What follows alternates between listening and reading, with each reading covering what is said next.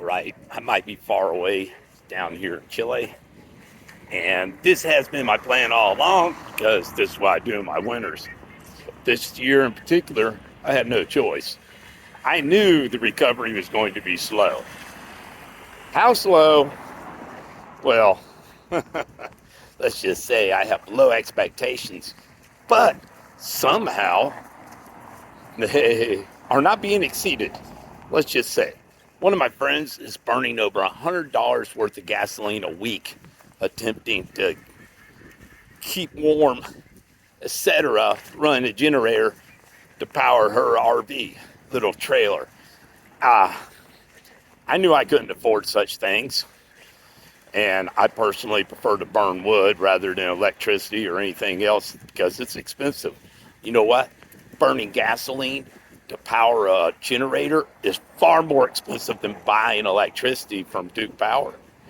And the hang up is this: Duke Power will not hook up anyone else to power until they get the poles in their permanent locations. FEMA dropped the ball and did not, like I said, did not pay the contractor who was removing the debris.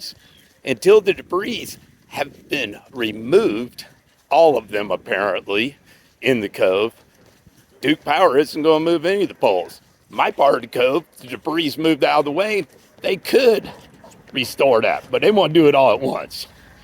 So, I still do not have access to electricity at my home, or what's left of it thereof. I have friends working on setting up electrical pole up so I can power my RV and my wonderful friend's RV as well, her little trailer, and none of that's happening. Now, the bad part is there apparently is no plans to remove the debris at this point. And there's also some controversy about the building inspector folks will not issue any building permits until they reestablish where the property lines are. Well, I happen to know where my property lines are, and I'm not building anything anywhere close to them. This is ludicrous. It's just easier to deny, and delay than, I guess, defend in court. Sounds kind of familiar, doesn't it? Well, anyway, it's really kind of pathetic that people are suffering when it'd be really easy for people to just do their jobs and quit making up excuses to do nothing. Now, you can help.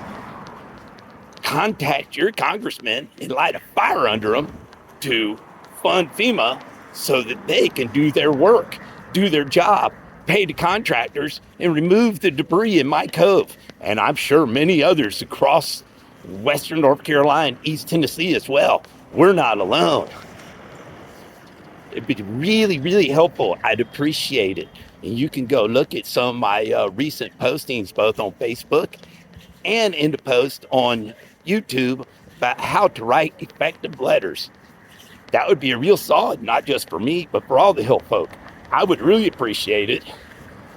I'd rather expect they'll get their act together before I get back. But I would enjoy my trip a hell of a lot more if I wasn't worried about my loved ones and friends freezing to death or going broke trying to burn gasoline. I mean, come on. Spending $400 or $500 a month on gasoline, that's ludicrous. The equivalent amount of electricity would probably cost $60 or $70 for the whole month. I mean, think about that. So, please, contact your congressional representative and your 2 U.S. senators and ask them to fund FEMA now so they can do their job and remove the debris and help folks. Additionally, if you happen to live in Polk County, how about contact your county officials and let them know that you want them to get off their ass and start issuing building permits and helping people get their lives back in order. I'm not going to freeze to death. I had a backup plan, but not everybody else is as free as I am or have some of the interesting life hacks to make it. I really appreciate it. Peace out.